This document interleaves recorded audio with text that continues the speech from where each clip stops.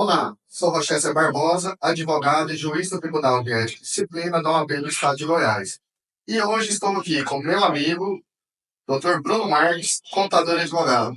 Tudo bom? Olá, doutor. Boa tarde, tudo bem? Prazer revê-lo, é um prazer estar aqui com vocês. Prazer todo nosso. Dr. Bruno, eu recebo todo dia um questionamento.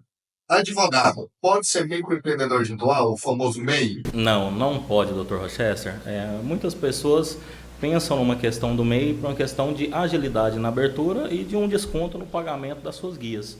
Mas na realidade não pode. Tudo que tem um teor intelectual no seu trabalho ou no que você está fazendo diariamente, ele não pode ser MEI. Então, não seria possível ser MEI como advogado. Então, qual que é o caminho correto para o advogado? Ele abrir a sua empresa, constituir seu CNPJ e quais as vantagens? Ele teria que abrir uma sociedade simples ou uma sociedade unipessoal. A unipessoal ele pode ser sozinho e a simples ele pode ser ele com mais advogados.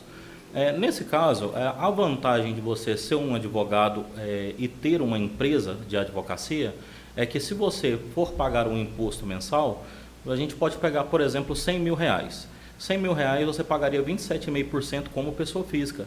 Como pessoa jurídica você pagaria uma média de 4,5%. Né? A gente fala de acordo com a legislação de Goiás. Então, uma média de 4,5%. É uma vantagem que o advogado ele vai ter um lucro maior a partir do momento que ele tiver esse conhecimento tributário. Então, em tese, um faturamento de R$ 100.000, ele sai de pagar 27.500 para pagar 4.500. É isso. Então, é um baita lucro. Com certeza. Na realidade, ele está trabalhando o mesmo tanto, mas o lucro dele vai ser muito maior nessa situação. E tem essa questão também, que mais cedo ou mais tarde o governo vai fiscalizar as contas. Então, é melhor se prevenir. Com certeza. A vantagem de você estar com a sua empresa regular é que se em algum momento tiver alguma fiscalização, como teve, apareceu na mídia, né, vamos dizer assim, a questão do Pix, você não tem nenhum tipo de receio. Você vai ter realmente aquela preocupação em fazer as coisas sempre mais certo, mas você vai saber que você está dentro da regularidade, né? Você não vai ter nenhuma preocupação com o seu valor financeiro que você transita entre as contas. Sem contar a possibilidade do município fiscalizar a cobrança do do INSS, que é o Imposto sobre Serviço. Exatamente, né? E você está já tranquilo com essa questão do município, que você está fazendo o pagamento. E mesmo assim, né, a gente fala desse pagamento ajudando também o seu município fazendo esses pagamentos. Porque quando você faz o imposto, o pagamento do imposto de renda, esse dinheiro vai para a ordem federal. E do ISS ele fica no município a qual você faz a sua prestação de serviço de advocacia. Como é que é o procedimento para a abertura da empresa? Pós-pandemia, as coisas ficaram muito mais ágeis. Hoje é tudo muito online, muito digital. Então, de uma forma mais simplista, com todos os processos, é claro que a gente precisa passar, mas é algo bem rápido atualmente. Tem noção de mais ou menos de valor? E aonde que faz o requerimento? Precisa de contador? Precisa de contador, a gente precisa fazer todo um processo na Junta Comercial do Estado de Goiás. Posteriormente, a gente faz uma solicitação e o contrato na OAB. O valor hoje é cerca de R$ 580 e é bem ágil, o processo é bem ágil para essa solução. Essa taxa de 580 seria somente para a OAB. Além disso, tem que pagar uma coisa na JUSEG, na Receita Federal. Na Receita Federal ele não tem taxa, mas na Junta Comercial e na Prefeitura você teria uma taxa de cadastro. Entendi. E sem contar que com essa formalização do advogado, é bom lembrar que não tem pagamento de anuidade para a empresa. Exatamente, uma das maiores preocupações é essa, né? Às vezes o advogado ele pensa que ele vai ter que pagar uma inscrição do OAB pessoa física e uma pessoa jurídica, e nesse caso não, ele vai estar só se legalizando e pagando a sua única inscrição. Então, só para reiterar, apesar dele ter uma inscrição nova como pessoa jurídica, ele não vai pagar a nova anuidade. Não vai pagar uma nova anuidade, ele vai continuar com o pagamento anual a qual ele tem na sua pessoa física. Então, essa formalização só tem lucro para o advogado. Só lucro, só lucro. Realmente ele vai ter um gasto inicial, né, para fazer todo esse processo, mas posteriormente esse valor com certeza ele é revertido em benefício para ele por ele estar com essa empresa. Em ele formalizando a empresa, ele tem que tirar nota de todo o serviço para ele recolher a contribuição para a Previdência. Ele tem que tirar um prolabore, como que funciona? O Prolabore ele é em cima do valor a qual ele está tendo aquela lucratividade. Então, se a gente dizer que ele quer tirar um prolabore de um salário mínimo, ele vai pagar 11% em cima daquele valor. Então, se a gente colocar hoje em cima do salário de 1.518, dá cerca de R$ 155. Então, essa contribuição também, se ele tiver um lucro maior, ele pode, por óbvio, contribuir com um valor maior que atende a sua necessidade. Exatamente, ele que vai fazer essa escolha. Mas a gente pode fazer como uma retirada de lucro também, né? Para que não onere muito a questão do valor a qual ele deseja retirar mensalmente para custear os seus custos mensais. O advogado, ele fica com receio de, às vezes, abrir empresa, quais serão as obrigações dele. Por exemplo, ele vai ter que fazer declaração de imposto de renda todo ano, pessoa física e jurídica, como é que funciona? Quando ele contrata um contador, perdão, ele já tem todo esse serviço a qual já está elencado no que foi proposto para aquela contabilidade. Então, a declaração de pessoa física, a pessoa jurídica e tudo que está englobado naquela situação, ele já vai ter essa prestação de serviço. Ele pode contratar um contador e o contador ele vai estar fazendo todo esse processo para ele mensalmente. Então, resumindo, só tem lucro. Só lucro. O advogado ele pode fazer todo esse processo sem medo nenhum, que ele não vai ter nenhuma preocupação posterior. Então, o correto é não ter medo do governo e sim declarar o que realmente ganha. Sim, nesse caso, a vantagem para ele é justamente essa, né? A gente vê muita gente trabalhando como autônomo que às vezes ele não consegue comprovar uma renda, às vezes por um financiamento, por um consórcio, para fazer a compra ou adquirir algumas coisas. E dessa forma, ele vai estar mostrando realmente tudo que ele está ganhando e a qualquer momento que ele precisar pleitear alguma coisa, ele vai conseguir sem problema nenhum. O regime tributário é o do Simples? Pode ser qualquer um dos três, né? O Simples Nacional, o lucro presumido ou o lucro real. Mas hoje o mais benéfico para quem está iniciando é o Simples Nacional. Qual que é o faturamento? Até quanto de faturamento anual ele pode ficar dentro do Simples? Até 4.800.000. Então, se ele faturar lá uma média de 180 mil por ano, esse valor ele vai pagar cerca de 4,5% até 6% de imposto mensal. Aí é em cima da nota que ele emite. Então, se ele fez a prestação de serviço e emitiu nota de R$ 10.000, então ele vai pagar R$ 450 de imposto. Né? A gente falando de forma generalizada, né? Para que fique mais fácil o entendimento. Mas é essa média de 4,5%. Hoje recebi aqui meu amigo Dr. Bruno Marques.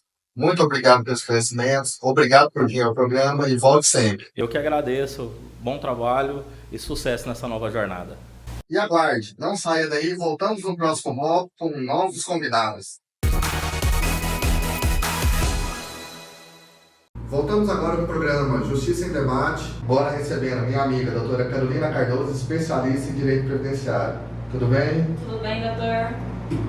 A gente recebe, doutora, muitas perguntas, muitos questionamentos acerca dos benefícios previdenciários. Um dos que a gente mais recebe é o BPC Loas, que é o benefício de prestação continuada. Quem tem direito a esse benefício? Doutor, o BPC ele é bem polêmico, né? Pelos requisitos dele que são bem taxativos. É a questão da idade, né? Quando é o idoso, 65 mais, e que tem que ter o CAD único e todos os requisitos, por exemplo, 1/4 da renda por cabeça das pessoas que moram na casa. Além disso, também tem as pessoas com deficiências. Tem um exemplo do transtorno de deficiência e hiperatividade, né? E também tem o autismo, que tem que ter laudos. Então, além dessa questão da renda, que é 1/4, tem que ter também os laudos médicos para comprovar, além do CAD único. Então, quem tem hoje uma criança com espectro autista, quem tem uma criança que tenha déficit de atenção, que tenha um hiperativismo, vai ter direito ao benefício? Vai ter direito ao benefício. Infelizmente, hoje, esses requisitos são bastante rígidos. São. Por exemplo, de 1/4 de salário mínimo, são pessoas basicamente miseráveis. Sim, justamente. Tem que ter uma renda bem baixa. Então, assim, por isso que eu falei no começo que ele é um benefício bem polêmico, né? Pela questão da renda que tem que ter, porque senão não passa. Quando você fala em renda familiar de 1/4 do salário mínimo, quais pessoas integram esse grupo familiar? É quem mora na casa? São só pai e filho, pai e neto? Não, todos os integrantes da casa. Inclusive, se for morar em casas separadas, vamos supor, são casados, mas convivem em casas separadas. Mora numa casa ou mora no barraco? Aí não entra no cálculo. Agora, todo mundo que integrar e morar na mesma casa entra pelo cálculo per capita. Mas um quarto de salário mínimo é muito pouco. Muito pouco, muito pouco. É basicamente passar fome. Basicamente, dá aqui em torno de R$ 380. R$ 380 para uma família. Geralmente paga um aluguel, tem despesa para alimentação, água, energia, uma internet que seja de medicação. Justamente, não, e ainda mais que fala que esse benefício seria para comprar remédio, porque são pessoas que teriam dificuldade de convivência social, dificuldade na comunicação. Então, assim, esse dinheiro seria mais para isso, né? Mas infelizmente, como o doutor falou, precisa ter o mínimo da subsistência. E é necessário fazer aquele CadÚnico? Sim, é necessário. É principal, na verdade, porque daí você comprova que você é de baixa renda. E como que funciona? Primeiro vai para a justiça. Não, o que acontece? Tem como você primeiro tentar a via administrativa. E caso negarem, você entra no judicial, que é um pouco mais demorado. Quando faz a via administrativa, como é que é o procedimento? Dá entrada no processo lá, tem algum tipo de perícia? Como funciona? Tem. Inclusive, tem até uma perícia social. Sério. Que envolve o CRAS, então é todo um relatório, tem que ter laudo, é bem complexo. Então eles vão na casa ver que estilo é a casa. Se a pessoa morar numa casa boa, infelizmente não vai poder ganhar o benefício. Infelizmente não vai. E nesse BPC LOAS que o pessoal fala, tem direito a 13º? Não, não tem direito ao 13º. Esse é o diferencial dele com os outros tipos de benefício, aposentadoria. E também não herda da questão da pensão por morte. Então não é uma pensão, é um benefício. É um benefício e, doutor, individual, ou seja, pessoal, na verdade, né? Não transmite. Não transmite. A avó tem lá um BPC, faleceu, o neto é dependente, não tem direito. Não tem direito. Interessante esse posicionamento. Muito. E os outros benefícios, doutora? Você que atua bastante na área previdenciária, quais são os tipos de benefícios que geralmente aparecem? Eu imagino que deve aparecer aqui o benefício de aposentadoria rural, auxílio acidente. Sim. Aparece bastante, doutor. O auxílio acidente também muito, né? Que a pessoa trabalha na empresa, acontece algum acidente, a empresa paga um período, depois o INSS que paga. Salvo engano, a empresa paga os primeiros 15 dias. Isso, os primeiros 15 dias. Depois, como eles dizem, fica encostado pelo INSS enquanto durar o tempo do seu pensamento. Isso, o famoso encostado. Mas aí, doutor, tem como também pedir prorrogação do benefício pela plataforma mesmo do meu INSS. Se o benefício foi indeferido na via administrativa, qual o caminho? Se for indeferido, é judicial. Tem que ter laudo, né? Que comprove, no caso, a incapacidade da pessoa, que vai ter comprovação, e a via procura um advogado, a via judicial, que vai dar certo. Eu sou muito perguntado a respeito da aposentadoria, qual que é a idade hoje para poder se aposentar? Sim, o que acontece, doutor? Tem a aposentadoria urbana, né? E tem a rural. A aposentadoria rural é 55, 60, e a urbana é 60, 65. Essa diferenciação do homem e da mulher, você tem noção do motivo? Se é pela força do trabalho, se é pela expectativa de vida? Justamente, quem trabalha no campo, querendo ou não, tem um desgaste, né, físico. Então, a expectativa de vida dela é bem menor do que uma pessoa que trabalha na cidade, em tese. Eu queria basicamente como uma espécie de aposentadoria especial, aposentadoria rural. Sim, aí também tem a aposentadoria especial, foi bom o doutor falar, que são aquelas pessoas que trabalham por curiosidade, celebridade. Aí é todo um cálculo, tem que fazer uma simulação no INSS que eles têm lá e que a pessoa aposenta mais cedo, na verdade, mais rápido. Na aposentadoria rural, se por um acaso o esposo, o marido, já tiver aposentado pela essa aposentadoria rural, a esposa também pode? Pode. Ela deve comprovar os mesmos requisitos? Os mesmos requisitos. Basta ter trabalhado a vida inteira no meio rural e estar morando lá até completar a idade. Até completar a idade. E, doutor, voltando lá pro BPC, é importante porque todos esses que a gente tá falando precisam de contribuição para o INSS. E o BPC não. Então, o BBC, o senhor de 65 anos de idade, nunca contribuiu. Ele também vai ter o direito? Vai ter o direito, desde que ele entre naquelas regras de 1/4 do salário mínimo. Então, é o salário mínimo mais o CadÚnico sem contribuição. Sem contribuição. Mas tem que comprovar o estado de miserabilidade. Tem que comprovar. Essa parte que ainda eu não concordo, mas, Sim. mas tudo bem. Doutor, a senhora estava falando acerca da aposentadoria especial. Eu já li que tem aposentadoria, inclusive, com um tempo de trabalho menor do que o caso dos trabalhadores em mina. Isso é devido ao quê? Expectativa de vida? Expectativa de vida. Periculosidade, né? Que é ali a pessoa onde corre o risco de vida. Insalubridade também, onde que a pessoa pode ficar doente com aquilo que ela trabalha.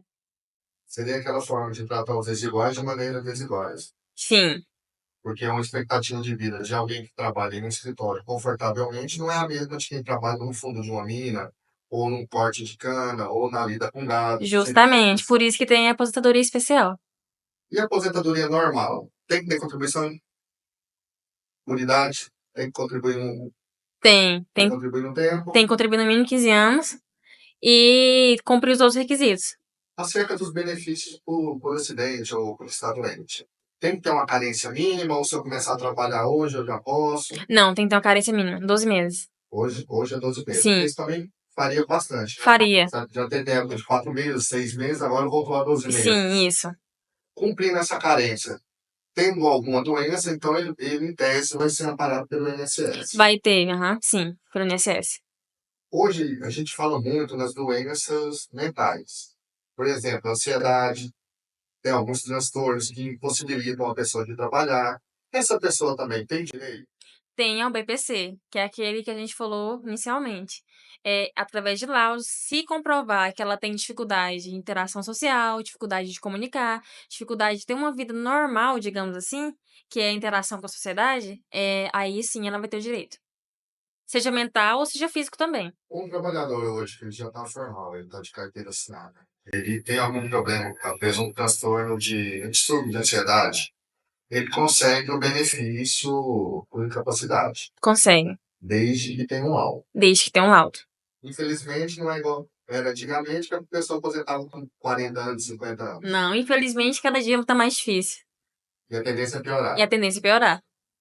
Entendi. A aposentadoria rural é um pouco diferente. Sim, nela é mais rápido, digamos assim. É mais rápido porque a expectativa de vida também é menor. Bem menor, né? De acordo ali com o trabalho da pessoa, é muito esforço físico, então a expectativa de vida é muito menor. A expectativa de vida, em tese, seria menor, porque ela está lá no trabalho de sol a sol. É bem diferente, às vezes, uma pessoa que trabalha no mercado, trabalha No escritório. no escritório, Sim, com a vida mais tranquila. sim. Entendi. A aposentadoria especial, ela tem diversos requisitos. Por exemplo, o professor que foi em sala de aula, salvo engano, em 5 anos. Aí tem o trabalhador de mina, então quanto mais gravoso for o estado de onde ele trabalha, menor o tempo de contribuição. Menor isso, porque daí entra a questão da periculosidade, né? Que é o risco de vida e a insalubridade, que é ali onde aquela próprio serviço dela, como as pessoas trabalham com radiação, o próprio serviço dela pode acontecer dela ficar doente. Então, por isso que eu conheci essa questão da aposentadoria especial. Então, às vezes, ela nem vai aproveitar da aposentadoria. Às vezes não, infelizmente. Expectativa de vida muito Contribui baixa. muito tempo e às vezes usufrui pouco. Doutora, eu estava olhando lá no seu currículo que a senhora também é especialista em direito de família. Sou. Quais são as maiores demandas? Doutor, divórcio, né? Guarda, pensão alimentícia, é o que acontece bastante. E ultimamente o pessoal tá divorciando muito, muito, muito. E esse divórcio, como é que tem que fazer? Só na justiça? Não, o que acontece? Se não tiver menor, né? A questão do menor, que o Ministério Público tem que intervir. Então, se tiver menor de idade, o processo tem que ser judicial. Porque daí vai entrar a questão da visitação, questão dos alimentos. Agora, se for um casal que não tenha filhos e nem bens, é bem rápido. No cartório mesmo resolve. Ou se tiver bens e não tiver disputa, se tiver tudo acordado. Se tiver tudo acordado também. Quando tem filhos menores, por exemplo, ele pode discutir a guarda dos alimentos na justiça e fazer o divórcio extrajudicial por ser mais rápido. Pode sim. Antigamente não, né, doutor? Antigamente, quando tinha bens e filhos, teria que ser tudo sobre a via judicial. Hoje, não. A parte que tá ali em consenso, né, pode resolver no cartório e deixar a parte ali das crianças para resolver judicialmente.